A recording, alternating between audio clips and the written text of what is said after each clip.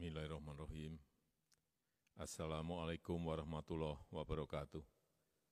Selamat sore, salam sejahtera bagi kita semuanya. Om Swastiastu, Namo Buddhaya, salam kebajikan. Bapak, Ibu, dan saudara-saudara sebangsa dan setanah air, saat ini sebanyak 202 negara, termasuk Indonesia, sedang menghadapi tantangan berat yang tidak pernah terbayangkan sebelumnya. Pandemi COVID-19 bukan hanya membawa masalah kesehatan masyarakat, tetapi juga membawa implikasi ekonomi yang sangat luas. Karena yang kita hadapi saat ini adalah situasi yang memaksa, maka saya baru saja menandatangani peraturan pemerintah pengganti undang-undang Perpu tentang kebijakan keuangan negara dan stabilitas sistem keuangan. Perpu ini memberikan fondasi bagi pemerintah, bagi otoritas perbankan, dan bagi otoritas keuangan untuk melakukan langkah-langkah luar biasa dalam menjamin kesehatan masyarakat, menyelamatkan perekonomian nasional, dan stabilitas sistem keuangan. Pertama, pemerintah memutuskan total tambahan belanja dan pembiayaan APBN tahun 2020 untuk penanganan COVID-19 adalah sebesar Rp405,1 triliun.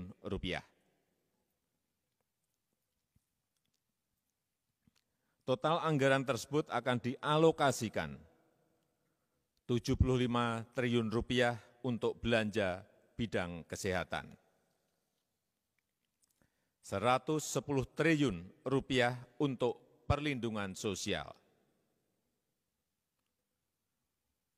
Rp70,1 triliun untuk insentif perpajakan dan stimulus kredit usaha rakyat,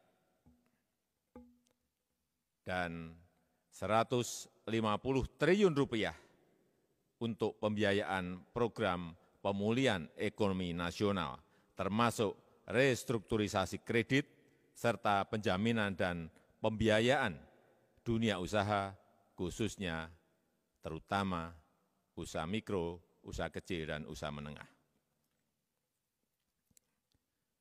Bapak, Ibu, dan saudara-saudara sebangsa dan setanah air, anggaran bidang kesehatan akan diprioritaskan untuk perlindungan tenaga kesehatan, terutama pembelian APD, pembelian alat-alat kesehatan seperti test kit, reagen, ventilator, dan lain-lainnya. Dan juga untuk upgrade rumah sakit rujukan, termasuk Wisma Atlet, serta untuk insentif dokter, perawat, dan tenaga rumah sakit. Juga untuk santunan kematian tenaga medis, serta penanganan permasalahan kesehatan lainnya. Kemudian anggaran perlindungan sosial akan diprioritaskan untuk keluarga penerima manfaat PKH yang naik dari 9,2 juta keluarga menjadi 10 juta keluarga penerima manfaat. Juga akan dipakai untuk kartu sembako yang dinaikkan dari 15,2 juta orang menjadi 20 juta penerima. Anggaran perlindungan sosial juga akan dipakai untuk kartu prakerja yang dinaikkan anggarannya dari 10 triliun menjadi 20 triliun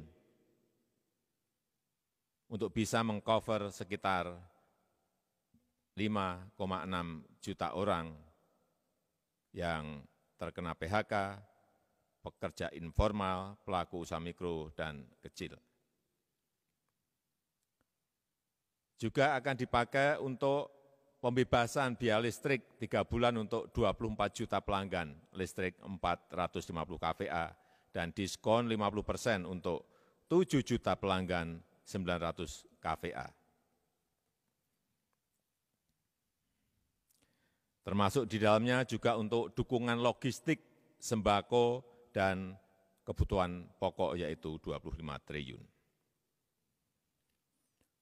Untuk stimulus ekonomi bagi UMKM dan pelaku usaha akan diprioritaskan untuk penggratisan PPh 21 untuk para pekerja sektor industri pengolahan penghasil maksimal 200 juta.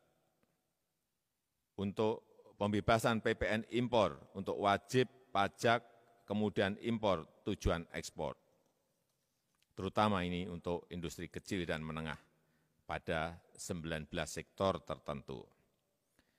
Dan juga akan dipakai untuk pengurangan tarif PPh sebesar 25% untuk wajib pajak kemudian impor tujuan ekspor, terutama industri kecil menengah pada sektor tertentu.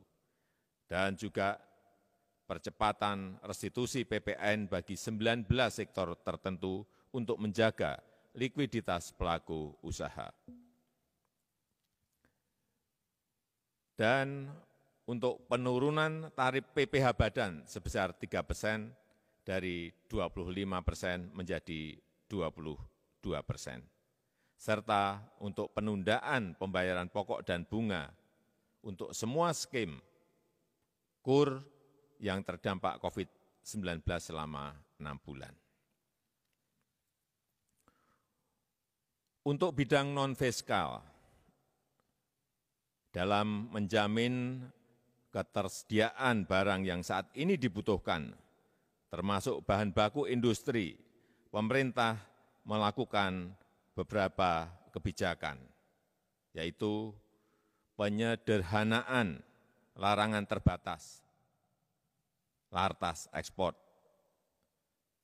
penyederhanaan larangan terbatas atau lartas impor, serta percepatan layanan proses ekspor impor melalui National Logistic Ecosystem. Bapak Ibu yang saya hormati, pemerintah bersama Bank Indonesia dan OJK mengoptimalkan bauran kebijakan moneter dan sektor keuangan untuk memberi daya dukung dan menjaga stabilitas pada perekonomian nasional. Bank Indonesia telah mengeluarkan kebijakan stimulus moneter melalui kebijakan intensitas triple intervention, kemudian menurunkan rasio giro wajib minimum valuta asing bank umum konvensional, dan juga memperluas underlying transaksi bagi investor asing dan penggunaan bank kustodi global dan domestik untuk kegiatan investasi. Kemudian Otoritas Jasa Keuangan juga menerbitkan beberapa kebijakan, yaitu keringanan dan atau penundaan pembayaran kredit atau leasing sampai dengan 10 miliar termasuk untuk UMKM dan pekerja informal maksimal 1 tahun. Serta memberikan keringanan dan atau penundaan pembayaran kredit atau leasing tanpa batasan plafon sesuai dengan kemampuan bayar debitur dan disepakati dengan bank atau lembaga leasing.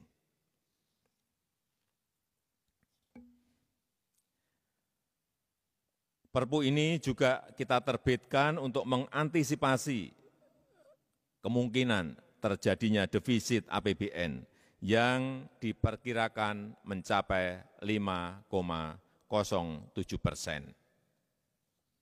Oleh karena itu, kita membutuhkan relaksasi kebijakan defisit APBN di atas 3%.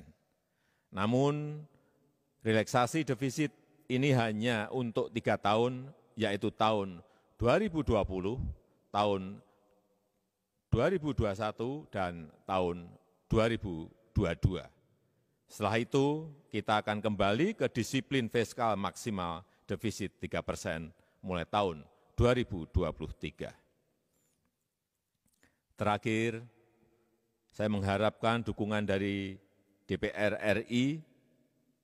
Perpu yang baru saja saya tanda tangani ini akan segera diundangkan dan dilaksanakan, dan dalam waktu yang secepat-cepatnya kami akan menyampaikan kepada DPR RI untuk mendapatkan persetujuan menjadi undang-undang.